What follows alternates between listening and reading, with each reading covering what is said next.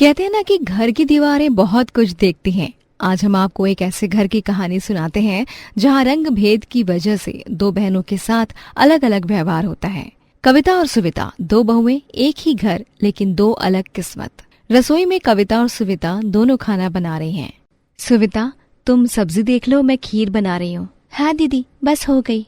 वाह सुविता, कितना स्वादिष्ट बनाया है तूने, बिल्कुल होटल जैसा स्वाद है।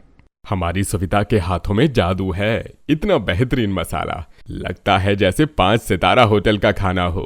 और देखो इसका रंग भी कितना सुंदर है। गोरी हो तो सब काम भी इतना साफ सुथरा करती है। भगवान ने कितने अच्छे हाथ दिए हैं इसे। हाँ जी, हमारे बेटे की पसंद ही इतनी अच्छी है। ऐसी सुंदर और गुणवान बहू मिली है। माँ जी, खीर भी चख लीजिए। हाँ ठीक है, थोड़ा कम मीठा है। हमेशा तेरे से तो कुछ ना कुछ गड़बड़ होती रहती है। सुविता बेटी, तू ही खीर भी बनाया कर। हाँ, खीर में अभ्यास चाहिए होता है। कुछ लोगों के हाथ का बना खाना ही अलग लगता है। अरे रंग गोरा हो तो सब काम भी गोरे लगते हैं। काले को देखकर ही मन खराब हो जाता है। हमेशा यही होता है, मैं कितनी भी मेहनत करूं। वही तीनों नंदे कविता के पास आती हैं। कविता भाभी, आपकी खीर तो वर्ल्ड फेमस है, हमें तो बहुत पसंद आई। हाँ भाभी, आप तो खाना बनाने में बेस्ट हैं। सुविता भाभी से तो कहीं ज्यादा अच्छा बनाती हैं आप। भाभी, आप हमें भी खाना बनाना सिखाएंगी ना? हाँ बिल्कुल, तुम लोग इतना प्यार करते हो। दूसरे पल वो तीनों सुविता के पास जाते हैं। सुविता भाभी, आप तो बेहद सुंदर हैं और आपके हाथ का खाना तो मतलब एकदम लाजवाब।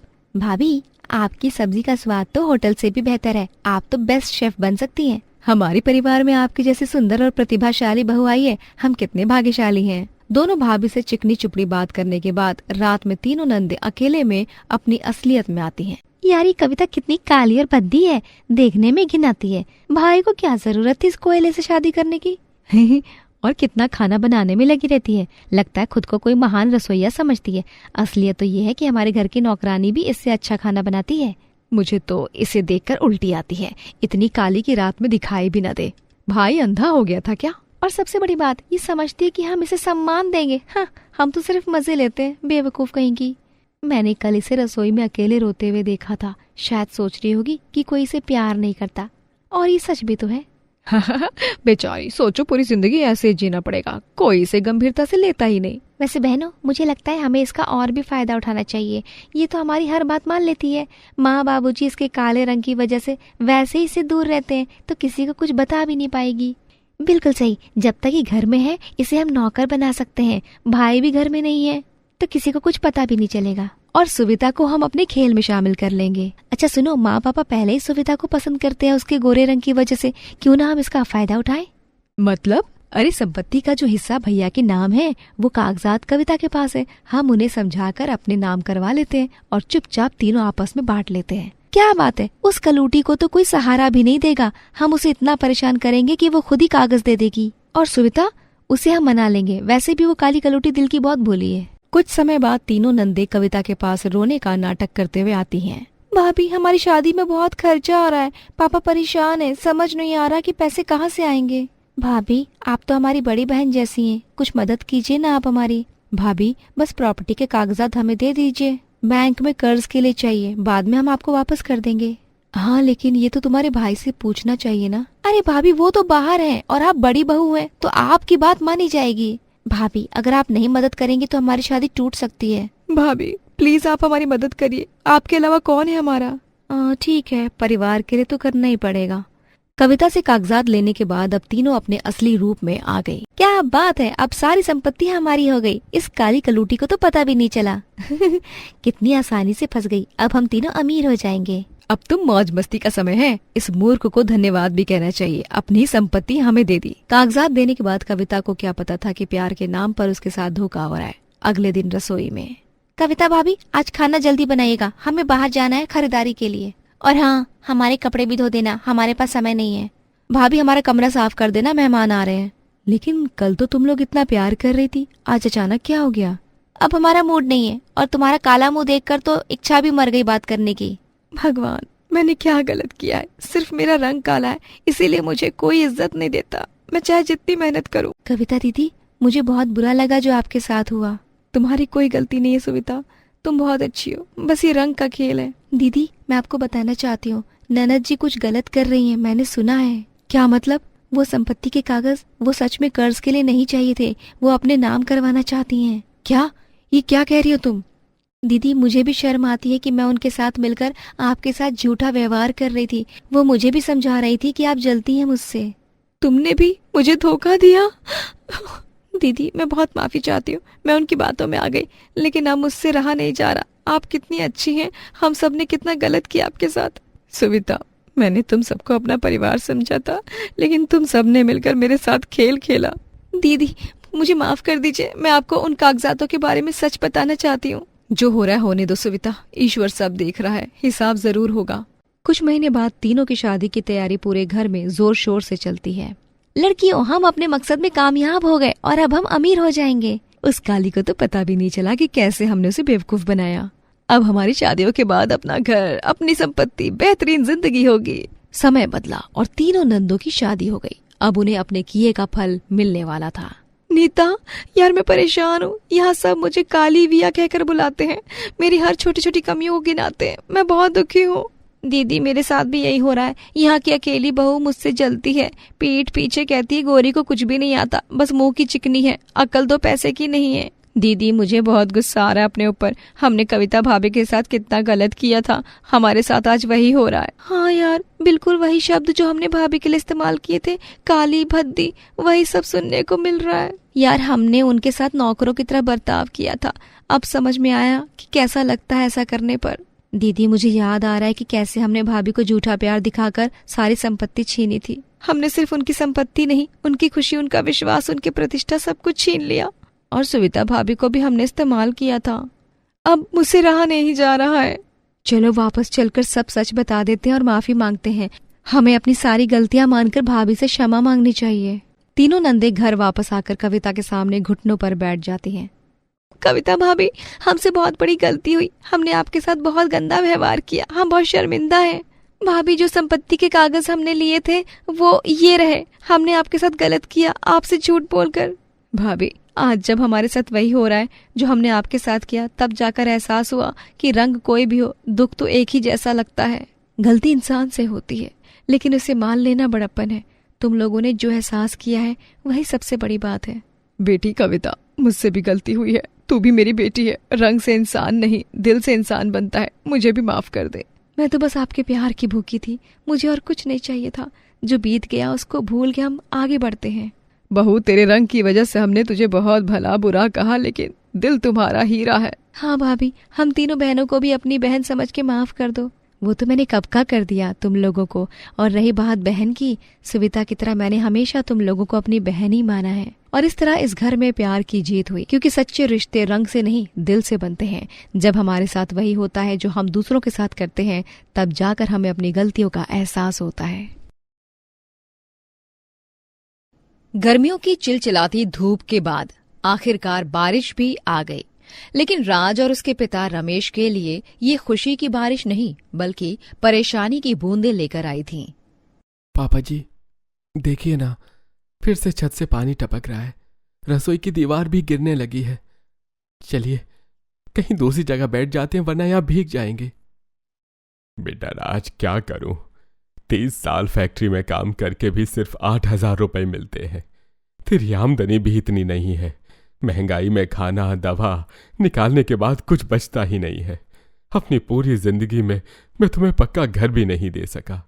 पापा जी, राजा जी, रोने से कुछ हल नहीं होगा। हम हार नहीं मान सकते। मैंने भी तो सपने देखे थे इस घर में आकर। थोड़ा थोड़ा करके घर की जरूरत को पूरा कर भी रहे हैं। बाकी हम सब मिलके आगे भी ठीक कर लेंगे। परेशान मत होइए आप। नेहा, तुम्हारी हिम्मत देखकर मुझे अपने ऊपर शर्म आती है। मैं तो अपनी बीवी को एक ढंग की छत भी नहीं दे सका। राज जी, प्यार सिर्फ छत से नहीं मिलता, मेहनत और एक दूसरे के साथ मिलता है। आप दोनों मेरे साथ हैं तो मैं कुछ भी कर सकती हूँ।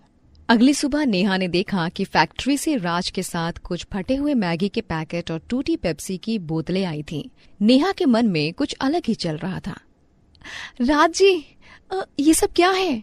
अरे नेहा, फैक्ट्री में ये सब कबाड़ फेंका जा रहा था। मैं गाड़ी में डाल के इसे किनारे फेंकना भूल गया। अभी खाना खा के इसे बाहर डाल दूंगा। अरे वाह राजी, ये तो सोना है सोना। मैगी की ये पैकेट सिर्फ ऊपर से फटे हैं, अंदर का सामान बिल्कुल ठीक है। बेटी, इस कबाड़ में तुझे क्या दिख रहा है जो इतना खुश हो गई हो तुम? पापा जी, अगर मैं कहूँ कि इसी कबाड़ से हमारी पूरी जिंदगी बदल सकती है तो क्या आप मेरी बात मानेंगे? पागल हो गई हो क्या तुम, या कोई भूत वूत चढ़ गया है तुम्हारे ऊपर? कुछ भी मतलब बोलती हो जी तुम। अरे नहीं राजी, मैं सच बोल रही हूँ। अच्छा पापा, आपको तो मेरी बात पर यकीन है ना? बस एक बार मेरा प्लान तो सुनिए और विश्वास कीजिए, फिर देखिए आपकी बहू क्या से क्या करती है। ठीक है बहू, मुझे तुम पर पूरा भरोसा है। जो भी करोगी, मैं और राज हमेशा तुम्हारे साथ ही रहेंगे। हाँ, देखिए घर के सामने जो खाली जगह है ना, वहाँ हम एक छोटा सा ढाबा खोल सकते हैं। इन मैगी पैकेट्स को साफ करके एक सुंदर सा वॉलपेपर बना के उसे छत और दीवारों के लिए इस्तेमाल करेंगे। पेप्सी की खाली बोतलों से टेबल, कुर्सी और रंग बिरंगी लाइटिंग बनाएंगे और प्लांट्स लगा देंगे कुछ नए तरीके से। दिमाग तो अच्छा लगाया बहू, लेकिन ये कैसे संभव है? हमारे पास तो कुछ भी नहीं है। पापा जी, आपका आशीर्वाद है, राज जी का प्यार है और मेरे अंदर हिम्मत है। बस यही तो चाहिए ना। अब मैं भी अपने घर को संवारूंगी, आप देखते जाइए बस। लेकिन नेहा, लोग आएंगे क्यों? और खाना कैसे बनाएंगे? और क्या बनाएंगे? अरे मेरे पति परमेश्वर, आप परेशान बहुत जल्दी हो जाते हैं। हम अपने नए ढाबे में मैगी बनाएंगे बस, और वो भी सिर्फ 10 रुपए में गर्मा गर्म मैगी और 15 रुपए में ठंडी पेप्सी, जो फैक्ट्री के मजदूर से लेकर छात्र सभी को पसंद आएगी। बस एक बार करके देखिए, अगर नहीं चला तो कम से कम ये उम्मीद तो रहेगी ना कि हमने कोशिश तो की। प्रिया बेटी, इतने सालों में मैंने कभी ऐसी हिम्मत नहीं दिखाई। तू सच में हमारे घर की लक्ष्मी है। ठीक है नेहा, करते हैं कोशिश। अब हार मिले या जीत, मगर तेरे साथ हैं हम। अगले 5 दिनों तक तीनों ने दिन रात मेहनत की। दिन भर फैक्ट्री में काम करते, फिर रात भर ढाबा की साज सज्जा में लग जाते। सबके हाथों में छाले थे, आंखों में नींद की कमी, लेकिन दिल में सपनों का जुनून लिए उनका छोटा सा ढाबा बन के तैयार हो गया। राज जी देखिए, कितना सुंदर लग रहा है हमारा जुगाड़ू ढाबा। ये सब हमने अपने हाथों से बनाया है। हाँ, मैंने कभी नहीं सोचा था जिसे मैं कूड़ा समझ रहा था तुम उसे इतना सुंदर ढाबा बना दोगी। वाह मेरी रानी, मुझे तुम पर गर्व है। नेहा बेटी, 55 साल की उम्र में तूने मुझे सिखाया कि हार मानना कितनी बड़ी गलती है। तू सच में हमारे घर की महालक्ष्मी है। पापा जी, ये सिर्फ मेरी मेहनत नहीं है, ये हम तीनों के सपनों का घर है। अकेली तो मैं एक ईंट भी नहीं रख सकती थी। तभी दूर से पहले ग्राहक के आने की आवाज आई। अरे यार, ये क्या है? कितना यूनिक ढाबा है। सब कुछ मैगी पैकेट और पेप्सी बोतलों से बना है। बहुत सुंदर यार। अच्छा, कुछ खाने को है? हाँ बिल्कुल, हमारे पास एक प्लेट गर्मा गर्म मैगी 15 रुपए में और ठंडी पेप्सी 10 रुपए में मिलती है। एक बार ट्राई कीजिए। अरे वाह, ये तो बहुत टेस्टी है। और जगह भी कितनी अच्छी तरह से सजाई है आप लोगों ने। सच में जितना नए तरीके से बना ये ढाबा है, उतना ही टेस्टी मैगी भी है। भाभी जी, आपके हाथों में जादू है जिसका तो कोई जवाब नहीं। बस 10 दिन में जुगाड़ू ढाबा पूरे मोहल्ले की जुबान पर चढ़ गया। लोग सिर्फ खाने के लिए नहीं, बल्कि इस अनोखे जुगाड़ को देखने भी आते थे। हर ग्राहक के साथ नेहा, राज और रमेश का हौसला बढ़ता जा रहा था। भैया, ये ढाबा तो सोशल मीडिया पर वायरल हो रहा है। हर कोई इसे इको फ्रेंडली ढाबा बोल रहा है। ये बात दिल्ली तक में पहुंच गई है। यार सच में कबाड़ का इतना शानदार इस्तेमाल मैंने कभी नहीं देखा। यहाँ के लोगों में कितनी कला है। नेहा, तू देख रही है ना, अब रोजाना 700-800 रुपए की कमाई हो रही है। अगर ऐसे ही सब भगवान की कृपा से ठीक चला तो हम जल्दी अपना नया घर भी खरीद लेंगे। और इन सब का श्रेय भी तुमको जाता है। मुझे तुम पर गर्व है भाग्यवान। नेहा बेटी, तूने सच में हमारी किस्मत ही बदल दी। अब तो घर की मरम्मत भी हो जाएगी और हम सबका भविष्य भी संवर जाएगा। ये सब तेरे तेज दिमाग की वजह से हुआ, वरना आज भी हम लोग उसी गरीबी में दिन काट रहे होते। पापा जी, राज जी, ये सब हमारी मेहनत, प्यार और एक दूसरे के साथ का नतीजा है। भगवान का शुक्र है कि आपने मेरा भरोसा किया और हार नहीं मानी। नेहा, तुम्हारे इस जुगाड़ ने हम सब की जिंदगी ही बदल दी। बस 10 दिन में जुगाड़ू ढाबा का असली बदलाव तब आया जब स्कूल के बच्चे नेहा की स्पेशल मैगी का स्वाद चखने लगे। भैया, ये ढाबा तो सोशल मीडिया पर वायरल हो रहा है, हेल्दी मैगी वाली आंटी के नाम से। आंटी जी, हमें भी वो स्पेशल मैगी चाहिए जिसमें गाजर, मटर और प्याज होते हैं। हाँ आंटी, मेरी मम्मी कहती है कि आपकी मैगी में सब्जी भी होती है, इसीलिए हेल्दी होती है। घर पर तो मम्मी सिर्फ प्लेन मैगी देती है। हाँ बेटा, आंटी आपके लिए गाजर, मटर, प्याज, टमाटर डालकर हेल्दी मैगी बनाती हैं। आपको मजा भी आएगा, साथ ही हेल्थ और टेस्ट भी मिलेगा। तभी अचानक उस ढाबे पर 15-20 स्कूली बच्चे एक साथ आ जाते हैं। अरे नेहा, इतने सारे बच्चे, इतनी मैगी कैसे बनेगी? हमारे पास तो सिर्फ 2 चूल्हे हैं। बेटी, ये तो बहुत बड़ी प्रॉब्लम हो गई। इतने ऑर्डर सब्जी कहाँ से लाएंगे? पैसे कहाँ से आएंगे? पापा जी, राज, आप परेशान मत होइए। बेटा, आप सब 5 मिनट वेट करो, आंटी सबके लिए स्पेशल मैगी बनाकर देंगी। राज जी, आप जल्दी से बाजार से सब्जी ले आइए। पापा जी, आप दूसरा चूल्हा तैयार कर दीजिए, बाकी सब मैं संभाल लूंगी। कुछ टाइम बाद ही मैगी बनके तैयार हो गई, जिसे बच्चों ने बड़े चाव से खाया। उस दिन से जुगाड़ू ढाबा सिर्फ एक ढाबा नहीं रहा, बल्कि बच्चों के लिए हेल्दी खाने का केंद्र भी बन गया। और हाँ, बच्चों को हेल्दी खाना देना भी जरूरी है। जब बिजनेस करें तो सोसाइटी की भलाई भी सोचनी चाहिए। 3 महीनों बाद जुगाड़ू ढाबा शहर के सबसे लोकप्रिय ढाबों में से एक बन गया था। नेहा ने दिखाया था कि हिम्मत, एकता और सोच से कैसे मुश्किल हालात को अवसर में बदला जा सकता है। देखा जी, मैंने सही कहा था ना कि कबाड़ भी काम आ सकता है, बस नजरिया सही होना चाहिए। सच में, जो चीजें हम फेंक देते हैं वही हमारी किस्मत बदल सकती हैं।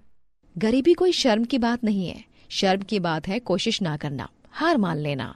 बहू, तुमने मेरे जैसे बूढ़े आदमी को सिखाया कि उम्र से कुछ नहीं होता। अगर हिम्मत हो और परिवार का साथ हो तो कुछ भी संभव है। और इस तरह नेहा, राज और रमेश की ये कहानी हमें सिखाती है कि जुगाड़, हिम्मत और पारिवारिक एकता के सामने कोई भी मुसीबत छोटी है। कबाड़ भी काम आ सकता है, गरीबी भी ताकत बन सकती है। बस जरूरत है सही नजरिए और मेहनत की। कृष्णा, आज कॉलेज की फीस के लिए क्या करूं? हाथ में बस 200 रुपए बचे हैं। पापा, कोई बात नहीं, मैं कुछ दिन छोड़ दूंगा कॉलेज। नहीं बेटा, तेरी मम्मी का सपना था कि तू पढ़े लिखे। मैं कुछ न कुछ जुगाड़ करूंगा। हे भगवान, कोई रास्ता दिखा दो। ग्राहक भी कम आते हैं, पैसे भी नहीं बचते। कुछ तो चमत्कार कर दे प्रभु अपने इस भक्त पर। तभी उसके ढाबे पर अमित और विकास भूख से परेशान होकर आते हैं। यार, हॉस्टल का खाना खाकर तो मरने का मन करता है, पेट में दर्द हो रहा है। इससे अच्छे तो मैगी बना के खा लूं, मगर रोज रोज तो वो भी गले से नहीं उतरती।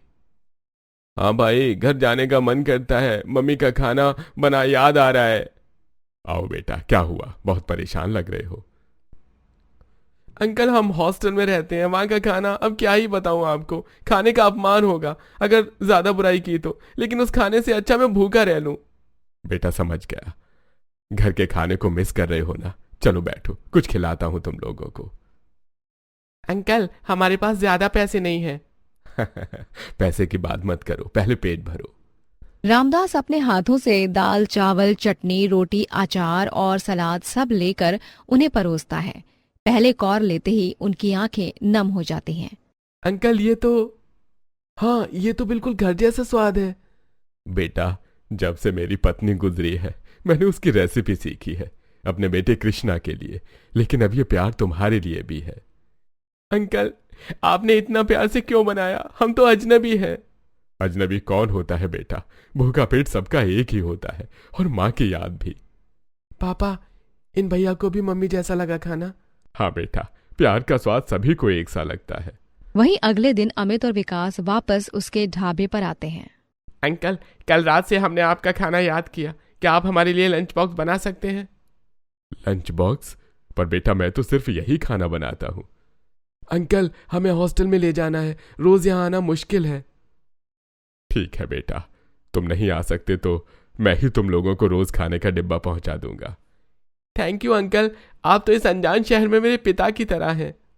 उस दिन से उसने अपने छोटे से ढाबे से लंच बॉक्स डिलीवरी का काम शुरू कर दिया, और यहीं से शुरुआत हुई एक नए सफर की। पापा, मैं भी मदद करूंगा, मम्मी की तरह खाना पैक करूंगा। हाँ बेटा, साथ में करेंगे। ऐसे करते करते 3 महीने बीत गए, जहां ढाबा ग्राहकों से भरा हुआ है। अरे रामदास भाई, आपका लंच बॉक्स तो जादू है, हमारे ऑफिस के 25 लोग मांग रहे हैं। अरे मेरे बच्चों को भी यही खाना पसंद है, घर जैसा लगता है। देखा बेटा, मेहनत का फल मिल रहा है।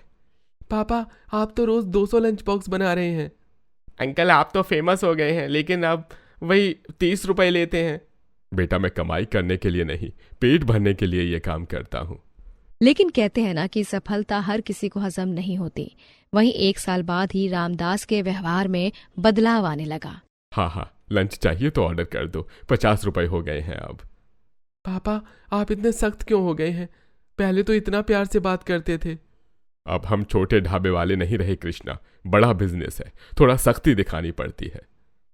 यार अंकल बदल गए हैं, अब वो वाली बात नहीं रही। पैसा आदमी को बदल देता है भाई, कोई नई बात नहीं है ये। चलो छोड़ो यार, चलो चलते हैं यहाँ से। कुछ दिन बाद उसके ढाबे पर सरकारी अधिकारी आते हैं। रामदास जी, ये ढाबा 15 दिन में खाली करना होगा, यहाँ मेट्रो स्टेशन बनेगा। क्या? ये कैसे हो सकता है? मैंने इतनी मेहनत की है। पापा, अब हम कहाँ जाएंगे? यही तो सब कुछ बनाया है। हे भगवान, मैंने क्या किया? अब क्या होगा मेरा? कहाँ जाऊंगा मैं? तभी अमित और विकास दूसरे छात्रों के साथ रामदास के पास आते हैं। अंकल, हमने सुना है आपका ढाबा बंद हो रहा है, परेशान मत होइए, हम लोग आपके साथ हैं। शुक्रिया बेटा। और मैं मूर्ख, मैंने तुम लोगों के साथ कैसा व्यवहार किया, अब तो मुझे खुद पर शर्म आ रही है। अंकल, आप हमारे बाप समान हैं। उस दिन जब हमने पहली बार आपका खाना खाया था तो लगा था जैसे माँ मिल गई हो। अंकल, हमने पेटिशन तैयार की है, 500 लोगों के साइन हैं। कल प्रेस को भी बुलाया है अंकल, आपका ढाबा नहीं जाने देंगे। मैं तुम लोगों के लायक नहीं हूँ बेटा, मैंने तो तुम्हें भुला दिया था। अंकल, गलती तो इंसान से होती है, आप हमारे दिल में हैं, ये कभी नहीं भूलेंगे। रामदास अंकल जिंदाबाद, जिंदाबाद, रामदास अंकल जिंदाबाद। ये ढाबा नहीं हटेगा, नहीं हटेगा, मनमानी नहीं चलेगी, नहीं चलेगी। अरे इतना बड़ा समर्थन। इस धरने की खबर जब ऊपर नेताजी तक गई तब तुरंत उन्होंने इस जगह को वहीं रहने का आदेश जारी कर दिया। ठीक है रामदास, हम दूसरी जगह देखते हैं मेट्रो के लिए, तुमको अब से यहाँ हटने की जरूरत नहीं है। बेटा, आज तुमने मुझे जिंदगी वापस दे दी। अंकल, आपने हमें सिखाया था कि प्यार क्या होता है, आज हमने वही वापस किया जो आपने हमें दिया था। थैंक यू भैया, आप लोगों ने मेरे पापा की मदद की, बहुत बहुत आभार आप सभी का। अंकल, एक बात कहें, आपका लंच बॉक्स सिर्फ खाना नहीं था, वो था माँ का प्यार और पिता का आशीर्वाद। और वो अब भी है बेटा, हमेशा रहेगा। बस बीच में मैं थोड़ा भटक गया था, मगर ईश्वर ने मुझे सब दिया। आज भी रामदास का ढाबा वहीं खड़ा है। अब भी वो अपने हाथों से लंच बॉक्स बनाता है और हर बॉक्स में होता है एक पिता का प्यार, एक माँ की याद। थैंक यू रीमा, आज मुझे MBA की डिग्री मिल गई है, बस अपने सपनों को पूरा करूंगी। शाबाश बेटा, अब बिजनेस ज्वाइन करोगी या स्टार्टअप? पहले एक्सपीरियंस लूंगी पापा, उसके बाद आपका बिजनेस संभालूंगी। अरे, कुक ने तेरी पसंद का पास्ता बनाया है, चल खा ले। वाह माँ, बट आप कुक अंकल को बोल के ना उन्हें मेरे कमरे में भिजवा दो। ठीक है बाबा, मैं बोल देती हूँ। ये थी अनन्या की जिंदगी, आराम शानो शौकत वाली, पर किस्मत को कुछ और ही मंजूर था। कुछ समय बाद अनन्या ने एक कंपनी में काम शुरू किया जहाँ उसकी मुलाकात राजीव से हुई। ये मुलाकात कब दोस्ती, प्यार और फिर शादी तक पहुँच गई, कुछ पता नहीं चला। राजीव जी, आपसे एक बात बोलूं? मुझे लगता है मैं आपको पसंद करने लगी हूँ। I love you. Ananya, I love you too, पर मैं तुम्हारे लेवल का नहीं हूँ। तुम शर्मा हाउस की बेटी हो, मैं सिर्फ एक मिडिल क्लास लड़का। राजीव, मुझे आपका दिल चाहिए, बैंक बैलेंस नहीं। आप खुद कमाते हैं, यही बहुत है। और कल आपको पापा से भी मिलना है हमारी शादी के लिए। बिल्कुल बेटा, तुम्हारे बारे में काफी सुना है, तुम ईमानदार हो, मुझे इससे कोई प्रॉब्लम नहीं, बस मेरी नाजुक गुड़िया को संभाल कर रखना। अंकल, परेशान मत होइए, मैं अनन्या को एक अच्छे से रखूंगा। कुछ दिन बाद शादी की तैयारियां चल रही थीं, तभी राजीव का फोन आया। अनन्या, मुझे तुमसे कुछ कहना है। क्या हुआ राजीव? तुम इतने परेशान क्यों लग रहे हो? मेरी कंपनी दिवालिया हो गई, मालिक फ्रॉड करके भाग गया, मेरी 6 महीने की सैलरी डूब गई। मैंने सारी सेविंग्स पापा की सर्जरी में लगा दी थी, अब मेरे पास कुछ नहीं बचा। अनन्या को झटका लगता है, पर उसने खुद को संभाल लिया। राजीव, हम शादी कैंसिल नहीं करेंगे, बस थोड़ा सिंपल कर लेंगे। पैसे तो आते जाते रहते हैं, पर रिश्ते नहीं। तुम बस खुद को संभालो, जल्दी से नई जॉब मिल जाएगी। पर अनन्या, तुम्हारे पापा क्या कहेंगे?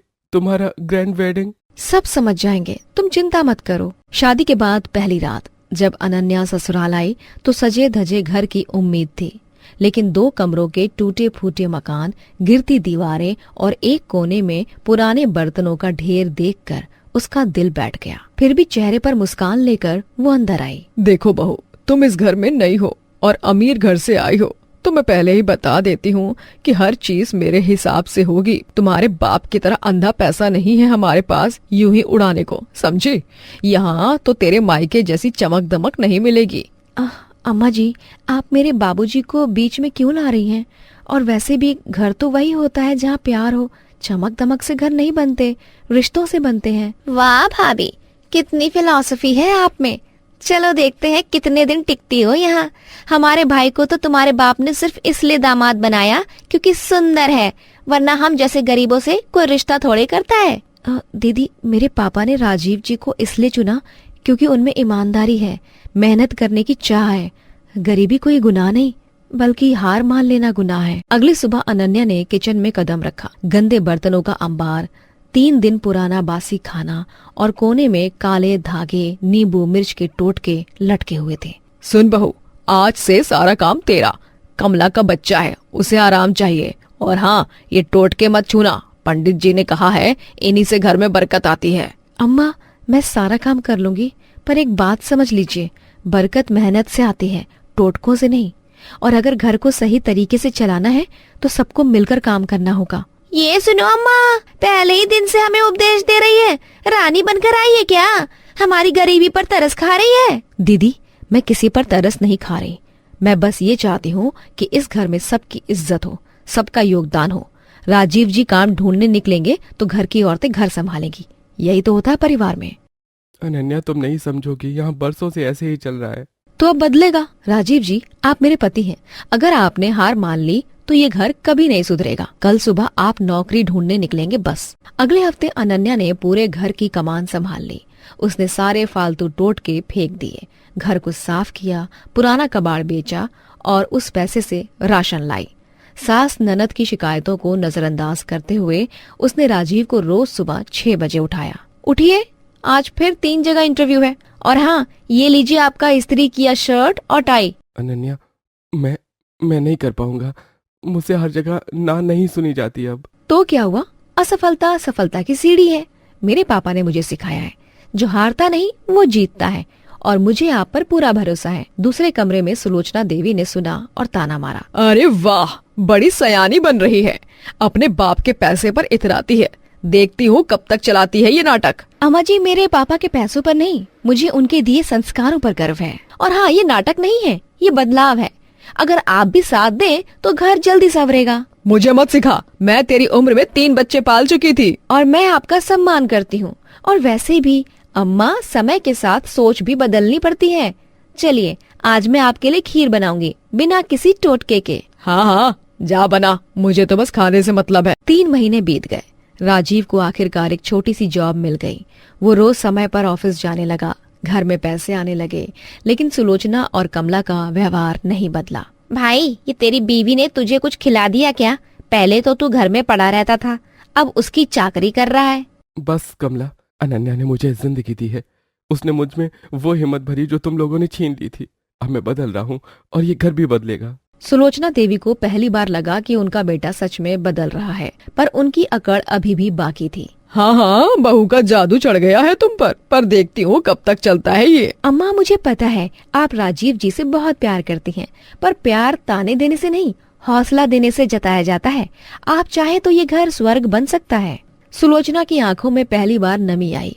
उन्हें अपने शब्दों का एहसास हुआ। उसी समय घर में पंडित जी आए। घर में बरकत के लिए एक महंगा यज्ञ करवाना था। अनन्या ने तपाक से बोला, अम्मा, ये 50,000 रुपए यज्ञ में जाने से अच्छा है कि हम राजीव जी के लिए एक अच्छा लैपटॉप ले।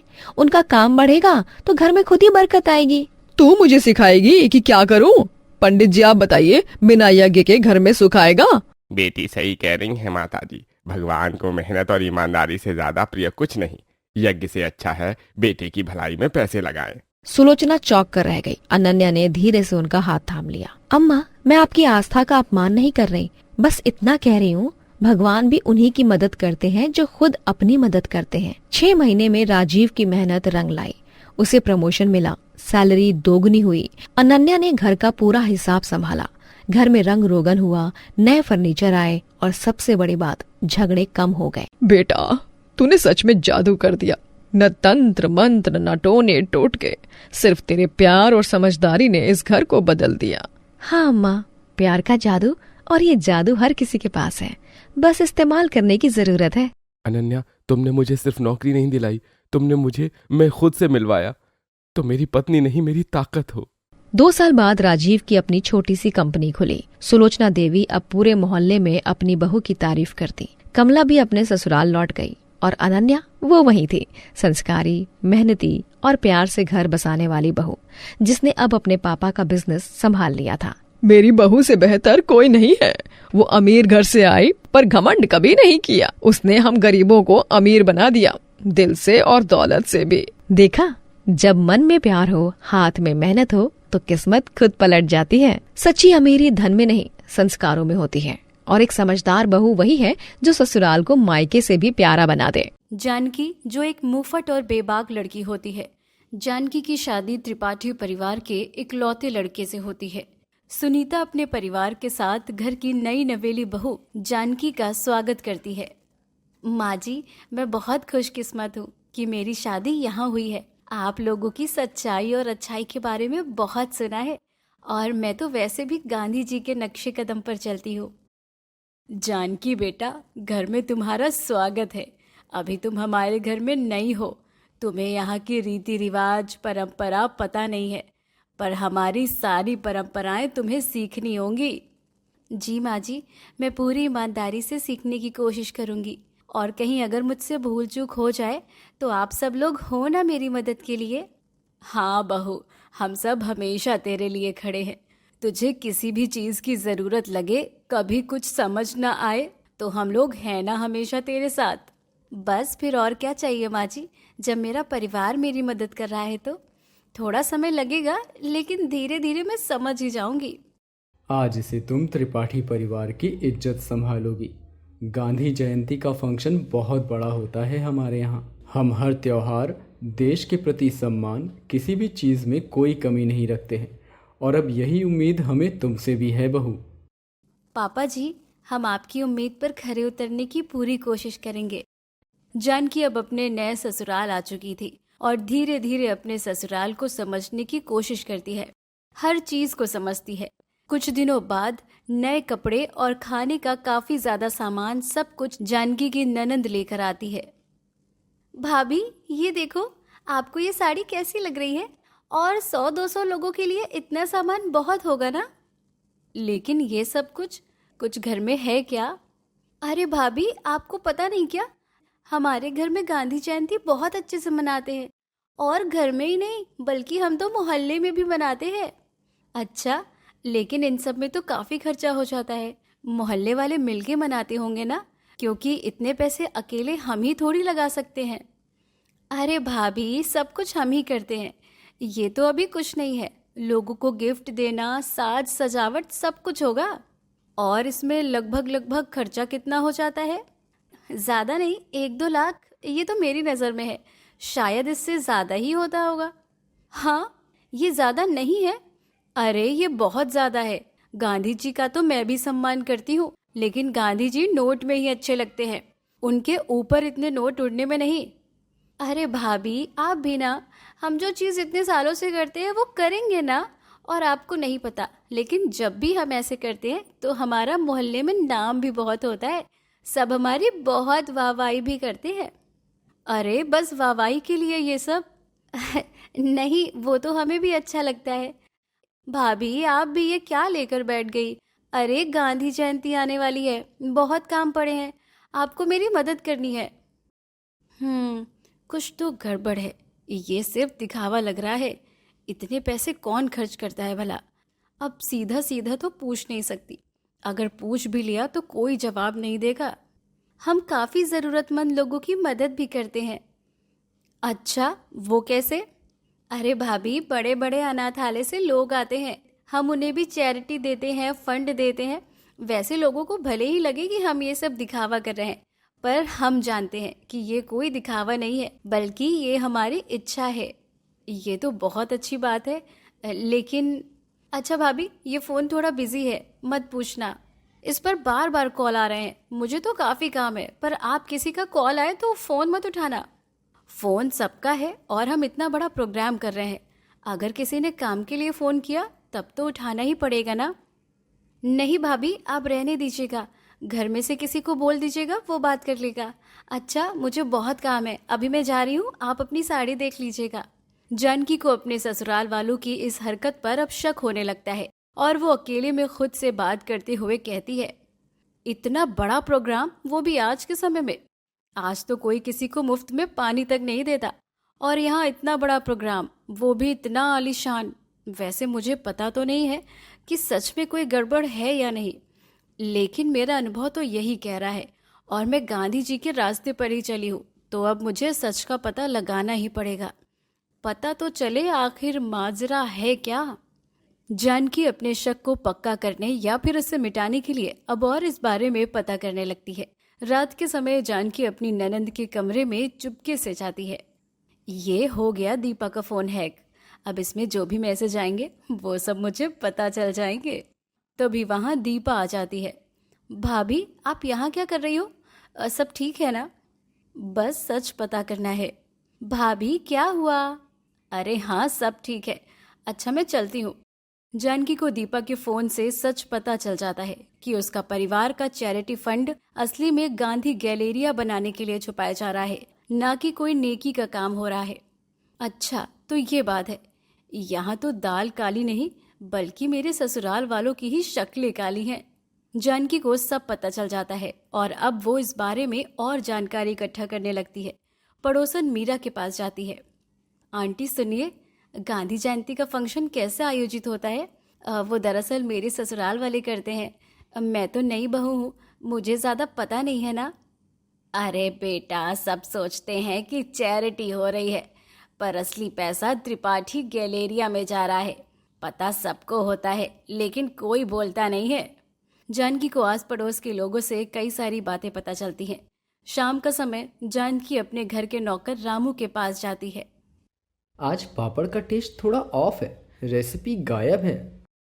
रामू काका, ईमानदारी सबसे अच्छी नीति है। रेसिपी बताएंगे तो सब सुरक्षित रहेगा। मैं कुछ समझा नहीं बहू रानी। ये गांधी जयंती के फंक्शन के पीछे क्या बात है? वो दरअसल काका, आपका नाम नहीं आएगा, आप बताओ। जानकी की जासूसी हर जगह काम आती है। अब जानकी को अपने ससुराल वालों के बारे में सब कुछ पता चल गया था। रात के समय जानकी स्टडी रूम में आती है। यहीं पर होना चाहिए सबूत। डोनेशन फंड का ब्रेकडाउन और मॉल का प्लान, अगर वो मेरे हाथ लग गया तब इनकी गांधी जयंती मैं मनाती हूँ। जानकी सबूत ढूंढने लग जाती है। तभी वहां जानकी के ससुर आते हैं। बहू, तुम यहाँ क्या कर रही हो? अरे पापा जी, कल आपको कॉफी दी थी ना, कप लेना भूल गई थी, बस वही लेने आई हूँ, मिल ही नहीं रहा। अरे बहू, टेबल के पास होगा। जानकी टेबल के पास जाती है तो उसे फाइल भी मिल जाती है। अपने ससुर के जाने के बाद जानकी फाइल की एक कॉपी निकाल लेती है।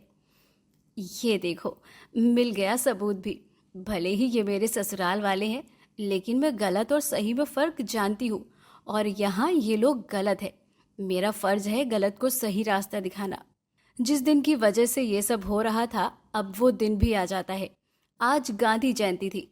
मोहल्ले में सब लोग इकट्ठा होते हैं। बड़े बड़े नेता, एमएलए सब लोग आए थे, मानो जैसे शहर इकट्ठा हो गया हो। लोगों की भीड़ में सुधीर माइक पर, भाइयों और बहनों, आज उन महान व्यक्तित्व का जन्मदिन है जिनकी वजह से हमारे देश को आज़ादी मिली थी। सत्य और अहिंसा हमेशा हमें सही रास्ता दिखाती है। आज उनके जन्मदिन के उपलक्ष्य में मैं आप सबके समक्ष कुछ व्यक्त करना चाहता हूँ। सुधीर फाइल उठाता है, लेकिन वो स्पीच की फाइल नहीं थी। जानकी ने स्पीच बदल दी होती है। अब टाइम आ गया है। अब पापा जी की स्पीच ही उनका पर्दाफाश करेगी। ये सब काला धन है जो सुधीर इतना बोलकर चुप हो जाता है। तभी पीछे से प्रोजेक्टर पर वीडियो चलती है। लोग ये सब देखकर हैरान हो जाते हैं। ये न्यूज़ लाइव भी थी। ये है त्रिपाठी परिवार का काला सच। हाँ, आज गांधी जयंती भी है। कुछ लोग गांधी जी को दिल से याद कर रहे होंगे और कुछ लोग इनकी तरह ढोंग। ये है त्रिपाठी परिवार का फंड का सीक्रेट प्लान, परिवार का दिखावा। इनका असली मकसद देश की सेवा या गांधी जी के नक्शे कदम पे चलना नहीं, बल्कि असली मकसद गांधी गैलेरिया है। अरे ये क्या हो गया? ये लोग इतने नीच, झूठे और कपटी हैं। जानकी, तुमने ये क्या किया? अरे हम तुम्हारा परिवार हैं, ये सब ठीक नहीं है। सही तो आप लोग नहीं कर रहे।